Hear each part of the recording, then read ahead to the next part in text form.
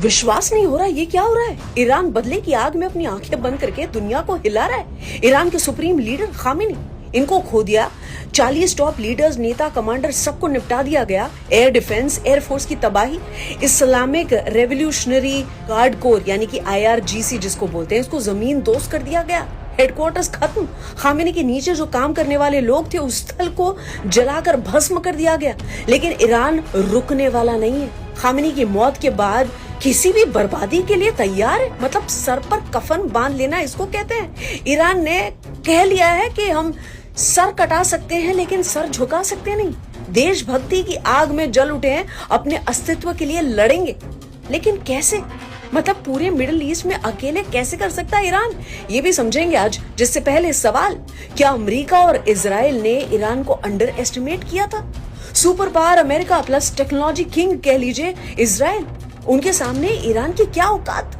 ये सोचा जा रहा था कि इतने सालों में इतने सैंक्शंस लगे हैं, ईरान क्या ही कर लेगा।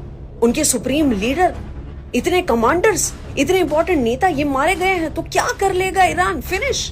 लेकिन ये क्या? अली लरिजानी यानी कि ईरान के जो सिक्योरिटी चीफ हैं, उन्होंने कहा है कि यूएस के साथ बातचीत नहीं करने वाले। ट्रंप को उन्हीं के देश में सवाल पूछे जा रहे हैं कि आपने ये सब करने से पहले कांग्रेस से परमिशन ली थी। ट्रंप अपने आप को जस्टिफाई करने में लगे हुए हैं कि सबसे बड़ा खतरा था और इसीलिए उसे मार देना पड़ा। और ट्रंप चाहते हैं कि बातचीत हो जाए, लेकिन ईरान हार नहीं मानना चाहता, क्योंकि अब अगर ईरान रुक गया तो उसे विश्वास है कि यूएस इजराइल और तैयारी करेंगे और जोर से आएंगे। इससे बेहतर है अभी लड़ लो। ईरान ने डिक्लेयर कर दिया है खामेनी की हत्या का बदला ये हमारा फर्ज है। IRGC का कहना है कि मोस्ट इंटेंस ऑफेंसिव ऑपरेशन अब आएगा। अब रियाद में देख लीजिए, आज यूएस एम्बेसी को ड्रोन से हिट किया गया, ऐसी रिपोर्ट्स हैं। मिसाइल्स और ड्रोन्स के साथ इजराइल के आयरन डोम डिफेंस सिस्टम को कुछ हद तक नुकसान पहुंचाया गया था।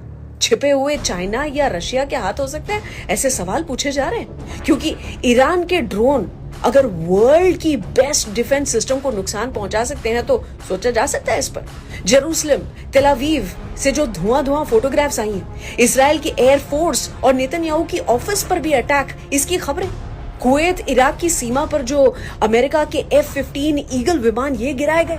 हालांकि अमेरिका कह रहा है कि फ्रेंडली फायर और टेक्निकल एरर है, लेकिन ईरान दावा कर रहा है, दावा ठोकते हुए कह रहा है कि जो किया है हमने किया है। इराक में यूएस एम्यूनिशंस डेपो जो है, इसको ईरान ने खत्म कर दिया।